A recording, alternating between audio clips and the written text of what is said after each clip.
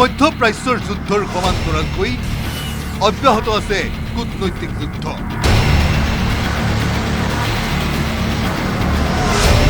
জনমানসত নিজকে শ্ৰেষ্ঠ প্ৰতিপন্ন কৰিবলৈ কূটনৈতিক কৌশলেৰে যুঁজিছে আমেৰিকা, ইজৰাইল তথা ইৰাণে।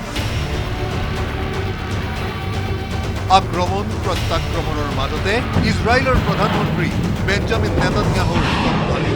אני מדבר איתכם ועבורכם כבר עשרות שנים. ইৰাণক মুক্ত কৰিব বিচাৰে ইজৰাইলে। ইৰাণক বিভক্ত কৰা ইজৰাইলৰ লক্ষ্য নহয়। ইজৰাইলে বিচাৰে ইৰাণৰ জনগণ স্বৈৰাচাৰী শাসনৰ পৰা মুক্ত হওক। לשחרר את איראן, לשחרר אותה מעול העריצות ולחיות עימה בשלום. ইৰাণৰ জনতাক স্বৈৰাচাৰী শাসনৰ পৰা মুক্ত হোৱাৰো পোনপটীয়াকৈ আহ্বান জনালে নেতান্যাহুৱে। וביחס למה দেশখনৰ জনতাক উদ্দেশ্যি নেতান্যাহুৱে ক'লে, স্বৈৰাচাৰী শাসনৰ পৰা মুক্তিৰ বাবে সততাৰ সময় সমাগত। আপোনালোকৰ ওপৰতে নিৰ্ভৰ কৰিছে স্বৈৰাচাৰী শাসনৰ সমাপ্তি। ইৰাণ, ইজৰাইল আকৌ প্ৰকৃত বন্ধু হৈ পৰিব বুলিও বিশ্বাসী নেতান্যাহু। একেটা বাৰ্তাতে ইজৰাইলৰ প্ৰধানমন্ত্ৰী বেঞ্জামিন নেতান্যাহুৱে স্পষ্ট কৰি দিলে ইৰাণ আক্ৰমণৰ প্ৰকৃত কাৰণ। নেতান্যাহুৱে ক'লে, ইৰাণে আক্ৰমণ কৰাৰ পূৰ্বে প্ৰতিৰোধী আক্ৰমণ কৰিছিল ইজৰাইলে। আক্ৰমণৰ বাবে ইৰাণ সাজু হোৱাৰ তথ্য আছিল ইজৰাইলৰ হাতত। ইপিনে ভেনিজুৱেলাৰ দৰেই ইৰাণৰ নেতা নিৰ্বাচন কৰিবলৈ সাজু হৈছে আমেৰিকাৰ ৰাষ্ট্ৰপতি ডোনাল্ড ট্ৰাম্প। ইৰাণত ঐক্য শান্তি ঘূৰাই আনিব পৰা নেতা বিচাৰে আমেৰিকাই। ইৰাণৰ নেতা নিৰ্বাচন সন্দৰ্ভত এই মন্তব্য কৰিলে আমেৰিকাৰ ৰাষ্ট্ৰপতি ডোনাল্ড ট্ৰাম্পে।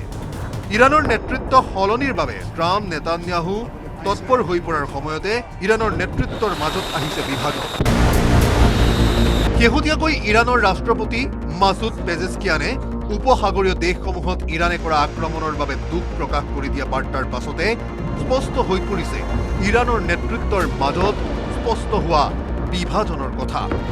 ৰাষ্ট্ৰপতি মাছুদ পেজেছকিয়ানে ছ'চিয়েল মিডিয়াৰ পৰা আঁতৰাবলৈ বাধ্য হ'ল নিজৰ বাৰ্তা। ৰাষ্ট্ৰপতি পেজেছকিয়ানৰ মন্তব্য দুৰ্বল, অপেচাদাৰী আৰু গ্ৰহণযোগ্য নহয় বুলি মন্তব্য কৰিলে ইৰাণৰ কট্টৰপন্থী নেতাই। পেজেছকিয়ানৰ মন্তব্যক লৈ ক্ষোভিত ইছলামিক ৰিভলিউচনেৰী গাৰ্ড কৰ্প। কেৱল এয়াই নহয়, ৰাষ্ট্ৰপতিগৰাকীৰ এই বাৰ্তাৰ পাছতে আবুধাবিত ড্ৰোন আক্ৰমণ কৰে ৰিভলিউচনেৰী গাৰ্ডে। আবুধাবিৰ সমীপতে থকা আমেৰিকাৰ অলড্ৰাফ্ৰা বায়ু সেনাঘাটি লক্ষ্য কৰি কৰে ড্ৰোন আক্ৰমণ। চুবুৰীয়া দেশৰ পৰা আক্ৰমণ নহ'লে তেনে দেশক পুনৰাই আক্ৰমণ নকৰে বুলি এদিন পূৰ্বে স্পষ্ট কৰি দিছিল ৰাষ্ট্ৰপতি পেজেছকিয়ানে।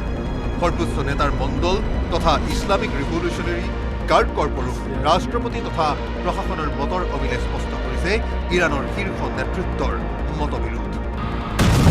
নিউজ ডেস্ক ৰিপৰ্ট, নিউজ 18 অসমত।